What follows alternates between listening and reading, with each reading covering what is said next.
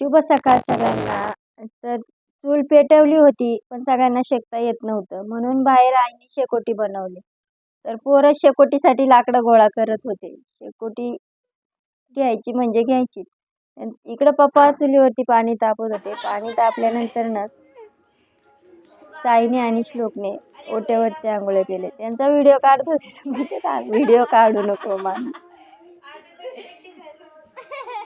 त्यांना ओट्यावरतीच आंघोळ करायची होती. नंतर ना ताईंनी पावभाजी बनवली होती नाश्त्यासाठी. तर बघा कशी पंगत बसली आहे. एका बाजूला एक चमचमीत अशी पावभाजी खात होते. चहा पण झाला होता आमचा. मग आम्ही गेलो घरापाठीमागे वावर बांधायला. वावर बांधायला गेलो तर पोरंही आलेच पाहिजे. वावर जरी बांधता येत नसलं तरी प्रयत्न हा करायचाच. पोरांकडून हे शिकून घ्यायला पाहिजे. तर हा छोटासा व्हिडिओ तुम्हाला कसा वाटला? आवडला तर लाईक शेअर सबस्क्राईब करायला विसरू नका. बाय.